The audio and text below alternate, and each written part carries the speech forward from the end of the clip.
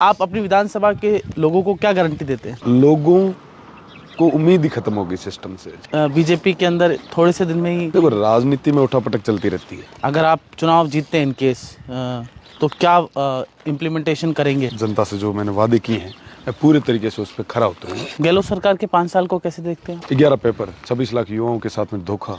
इतने सारे दिग्गजों के बीच में आप चुनाव लड़ रहे हैं, युवा फेस हैं। बढ़िया हो, ये हमको जो रिजल्ट रहे वो ऐतिहासिक रहे। रविंदर भाटी अचानक से बीजेपी से चले गए, विचार क्या है आपका? कि हमेशा में एक विचारधारा में जुड़े रहे, विद्यार्थी परिषदों में कार्यकर्ता। अभी मानते हैं राष्ट्र प्रथम की भावना को, राष्ट्र हित की बात? हमेशा से राष्ट्र प्रथम है। शिव से चुनाव लड़ रहे हैं, आराध्य भी शिव है आपके? बिल्कुल आराध्य शिव है, बाबा गरीबनाथ जी हैं, जिनके आशीर्वाद के साथ में मैं चुनाव लड़ रहा हूँ। आपका आइडियल किसे मानते हैं आप, आदर्श किसे मानते हैं? अटल बिहारी जी। सचिन पायलट और गहलोत के हाथ मिले, दिल मिले नहीं मिले, हाथ मिलते हुए नजर आ रहे हैं। दिल मिलना चाहिए, हाथ मिलना चाहिए, राजनीति है, सब चीजें जायज। नमस्कार, इस वक्त हम बाड़मेर की शिव विधानसभा में हैं।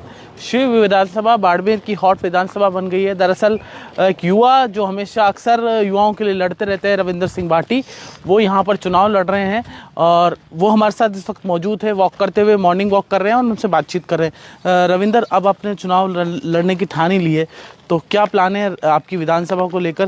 कांग्रेस गारंटी दे रही है 7, आप अपनी विधानसभा के लोगों को क्या गारंटी देते हैं? मैं आपको बताना चाहूँगा कि आज़ादी से लेकर अभी तक मेरा क्षेत्र मूलभूत सुविधाओं के लिए तरस रहा है। यहाँ पे कोई ऐसी चीज़ें नहीं हुई जो वाकई ज़रूरी थी। न लाइट है, न पानी है, न रोज़गार है, न चिकित्सा संबंधी सेवाएं हैं, कुछ भी नहीं है। अभी तक लोग सिर्फ वोट देते गए और नेता आए, वोट लेकर फिर चले गए। लोगों को उम्मीद ही खत्म हो गई सिस्टम से भरोसा ही उठ गया उनका। मुझे पूरा भरोसा है, आने वाली 25 तारीख का चुनाव जनता के साथ में मिलकर लड़ेंगे, मजबूती से लड़ेंगे और 3 तारीख का जो परिणाम होगा वो ऐतिहासिक होगा। ऐसा क्या हुआ अचानक से इतने दिन से बीजेपी के अंदर थोड़े से दिन में ही मुंह मोड़? राजनीति में उठापटक चलती रहती है, सब चीज़ें चलती रहती है और जनता से किए विवादों पे खरा उतरना मेरा काम था। और अगर मैं आज मुंह मोड़ के चला जाता तो वो जनता सोचती कि भैया एक और आया, हमें सपने दिखा के चला गया। मैंने उनको कहा कि आपके बीच में रह के काम करूंगा, आपके साथ में मिल के काम करूंगा, आपको साथ में लेकर काम करूंगा और उसी विश्वास के साथ में मैं चुनाव लड़ने आ गया। जनता के वादे पर आप खरे उतर रहे हैं, आप चुनाव तो लड़ रहे हैं। अगर आप चुनाव जीतते हैं इन केस तो क्या इम्प्लीमेंटेशन करेंगे? तमाम चीज़ें जो मैंने इनको बताया, इनको कहा, जनता से जो मैंने वादे किए हैं मैं पूरे तरीके से उस पर खरा उतरूंगा और जनता के विश्वास को, इस क्षेत्र को आगे कैसे लेके बढ़ सकूं, इसके लिए प्रयास। गहलोत सरकार के 5 साल को कैसे देखते हैं? गहलोत सरकार ने कई सारी चीज़ें की। मैं अगर एज ए यूथ अगर बात करूं तो 26 पेपर, 11 पेपर, 26 लाख युवाओं के साथ में धोखा, ये तमाम चीज़ें जो सामने आती है तो मन में एक पीड़ा होती है। मैं सीमावर्ती क्षेत्र से आता हूँ, मेरे यहाँ से कई सारे भाई हैं जो जयपुर जोधपुर जाते हैं, दिल्ली जाते हैं, जयपुर जोधपुर जाते हैं और वो बड़ी मुश्किल से वहाँ पे तैयारी करते हैं, किराए पे एक मकान लेके रहते हैं। 3 साल तक तैयारी करने के बाद में जब उनको पता चलता है कि भैया पेपर हमारा आउट हो गया, आर्थिक रूप से कमज़ोर वो भाई वो संभल नहीं पाता। तो कई सारी चीज़ें हैं। आप सोचो कि हम कहते हैं कि भैया 200 यूनिट हम आपको फ्री दे रहे हैं बिजली। हमारे यहाँ पे 80 गाँव ऐसे हैं जहाँ पे अभी तक लाइट तक नहीं है, वायर तक नहीं है। आप छल कर रहे हो उनके साथ, आप मजाक कर रहे हो। आपने अभी नए जिले बनाए, स्वागत करता हूँ आपके फैसले का, पर साथ ही साथ में जो जिले बने हुए हैं उनकी जो उनका स्ट्रक्चर जो बिगड़ रहा है, आपको उन पे ज़्यादा जोर देना चाहिए। मैं ये समझता हूँ क्योंकि आज भी कई सारी जगह हैं। अगर मैं शिव की बात करूँ तो आधे से ज़्यादा पोस्टें यहाँ पे खाली पड़ी। आपने इसको भरने की बात नहीं की। आप कह रहे हो साहब हम नए जिले बना रहे हो, अब बनाओ साहब, बनाओ, पहले ये तो सुधारो। कहीं वह कि साहब जब पहले रंगा बनावे नहीं, पहलो माड़ो बनावे, पचा ऊपर लो साहब, ऊपर बनाओ। अरे तो पहलो तो सही कर लो, स्ट्रक्चर धरातल ही सही नहीं है। आपकी जो आपको क्या लगता है कि इतने सारे दिग्गजों के बीच में आप चुनाव लड़ रहे हैं, युवा फेस हैं, किस तरह से मुकाबला जोरदार है और मजबूती से लड़ रहा हूँ, मजबूती से जीतता और जनता ने बेड़ा लेर जीत। हाँ, और बढ़िया हो, ये हमको जो रिजल्ट रहे वो ऐतिहासिक रहे। आप नवादो करा। आपकी आइडियोलॉजी क्या है, विचारधारा क्या है? लोग कहते हैं कि रविंदर भाटी अचानक से बीजेपी से चले गए, विचार क्या है आपका? वो आपने बताना चाहूँ कि हमेशा में एक विचारधारा में जुड़े रहे, विद्यार्थी परिषदों में कार्यकर्ता हो। और बाद में मैं संगठन में भी जुड़े और विचारधारा हमेशा वो होती, पर स्थितियाँ परिस्थितियाँ बनी बिगड़ी, कई सारी चीज़ें हुई जिसका कारण कई सारा उठापटक हुई और कई बार आणु जान रहे हो। पर अभी मानते हैं राष्ट्र प्रथम की भावना को, राष्ट्र हित की बात? हमेशा से राष्ट्र प्रथम है, राष्ट्र हित की भावना तो हमेशा हूँ है, आज भी को नहीं है। जया जन्म में ये था बॉर्डर माथे रहा हूँ, सब ज़्यादा अगर कोई राष्ट्र प्रेमी हो तो मैं लोग हूँ। और आज हूँ, आज तक अगर काले तारीख में ना जे युद्ध कोई सिचुएशन हुआ है तो मैंने पूरा भरोसा है कि हमारा सेवरा तमाम लोग ए पहली खुली छाती कर आगे आई। दूसरा तो जयपुर में ना दिल्ली तक तो पहुँचता पहुँची, पर ये तरह लोगों में ना राष्ट्र हित भावना हमेशा हुआ है। शिव से चुनाव लड़ रहे हैं, आराध्य भी शिव है आपके? बिल्कुल आराध्य शिव है, बाबा गरीबनाथ जी हैं जिनके आशीर्वाद के साथ में मैं चुनाव लड़ रहा हूँ और मुझे पूरा भरोसा है वो मेरी लाज रखेंगे आने वाले चुनाव में। मुझे आपका आइडियल किसे मानते हैं आप, आदर्श किसे मानते हैं? अटल बिहारी जी को। क्यों? सबसे बड़ी चीज़ की साफ सुथरी राजनीति का एकमात्र चेहरा जो पूरे भारत में था, पक्ष हो चाहे विपक्ष हो, सबको साथ के लेके चलने की जो उनकी कला थी वो वाकई अद्भुत थी। और तमाम नेता आज आप कई सारा किरदार देखता हो पर उहाँ जड़ो किरदार कभी को नहीं। एक बार फिर कल तस्वीरें सामने आई, सचिन पायलट और गहलोत के हाथ मिले, दिल मिले नहीं मिले, हाथ मिलते हुए नजर आ रहे हैं। सचिन पायलट के बारे में आपके क्या विचार? देखो साहब, राजनीति में संवाद रहना चाहिए, राजनीति में उठापटक रो दौर आ है और आपने धैर्य बेड़ो काम करना पड़े। और जीवन में कई सारा उठापटक आए पर वो मजबूती में ना डट मुकाबलो कर रहा है।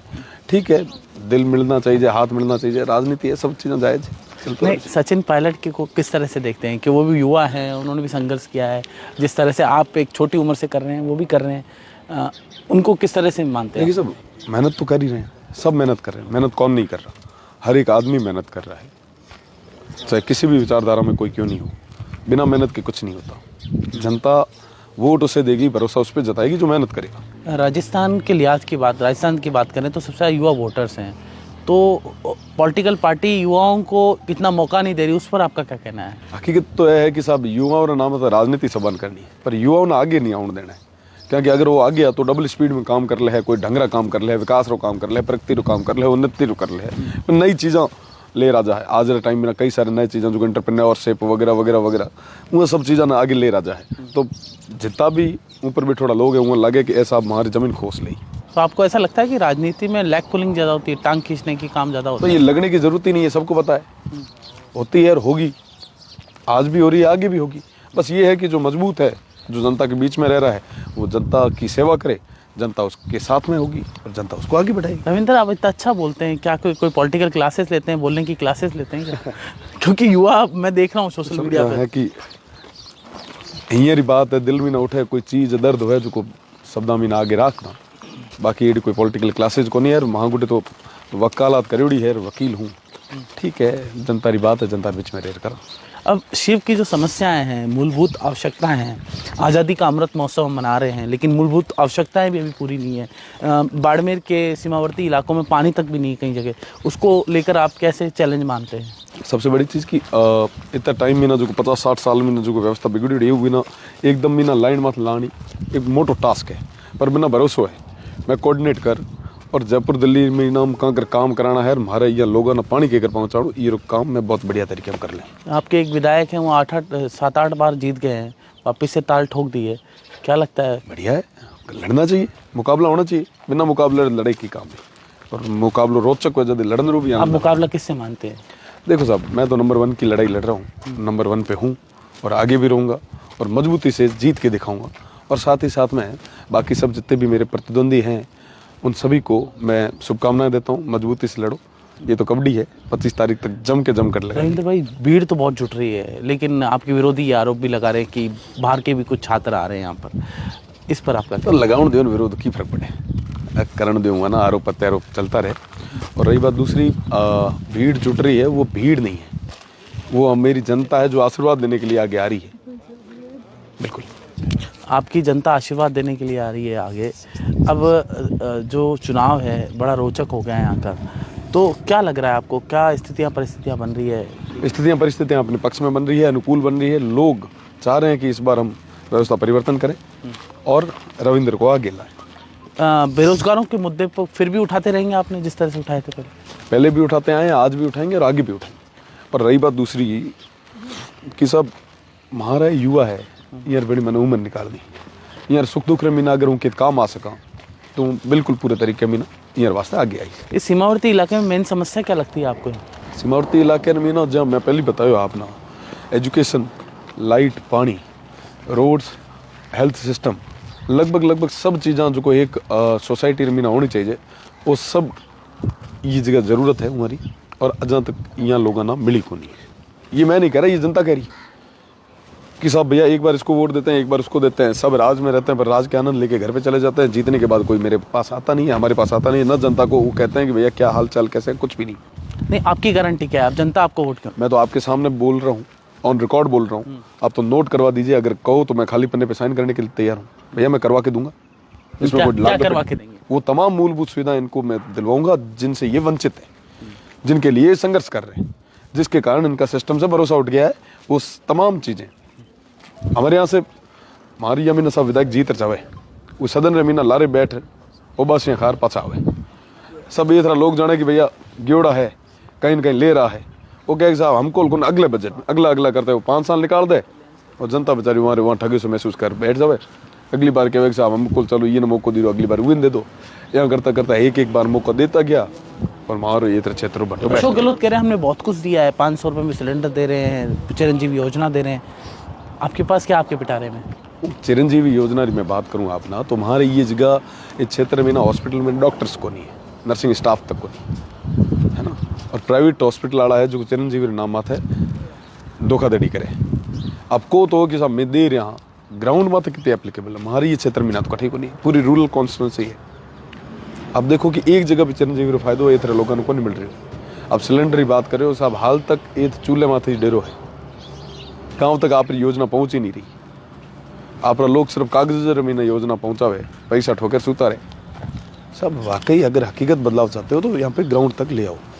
सनातन के बारे में आपके क्या विचार हैं? हमेशा सनातन के साथ में थे हैं और आज भी रहेंगे। और हिंदुत्व के बारे में? सबके साथ में थे, हूँ ही मैं, इसमें कोई लाग लपेट ही नहीं। तो यहाँ जो पॉलिटिकल उसमें जो सिनेरियो बैठता है उसमें आप किस तरह से फिट मानते हैं? जातिगत समीकरण में या कुछ और? देखिए साहब मैं बता दूँ आपको, हूँ शिविर मीना जायो जन्मो, हमारी जन्मभूमि है। एक तरह लोग हमारा अपना है, एक तरह लोग हमारा अपना, और ये लोगों के बीच में ना मैंने पूरी उम्र काटनी है सब। जातिगत समीकरण वगैरह परिवार में ना कदे जाति और भेद को देखिए। ये लोग आपके अपने हैं, आप उनसे क्या अपील करेंगे हमारे दर्शकों के माध्यम से? वो बस ये हम सभा में नया निवेदन करनी चाहूँ कि आने वाली 25 तारीख रा विधानसभा रा चुनाव है। आप भाई रविंदर आगे आयो है, आप सभा दम रे माथा है, आप सभा भरोसे माथा मैंने पूरा भरोसा है। मारा भाई आप सब मजबूती में ना मारो सहयोग करो, मैंने आशीर्वाद दो। आने वाली 25 तारीख रो चुनाव एक चुनाव को नहीं है, हमारे ये क्षेत्र रहा और पूरे राजस्थान भर रहा 5 साल तक करें। आप सभा मारो निवेदन कि आप सब आगे आया, हमारी मदद कराया और मारो मार्गदर्शन करे। एक आदमी हाँ 26 साल की उम्र में ना लड़ रहे हो, हाँ कई सारा मोटा मोटा दिग्गज लड़ रहे हैं, पर मैंने भरोसा है कि आप सब साथ और सहयोग में मिले। और आने वाले टाइम में ना 3 तारीख रहा यहाँ पे पाछी होली और दिवाली मनाओ। एडो विश्वास और वादे बेड़ो आप सब बहुत बहुत धन्यवाद। तो ये थे रविंदर भाटी जिन्होंने खास बातचीत की, जिनका साफ तौर पे कहना था कि होली और दीपावली फिर से मनाएंगे। नमस्कार।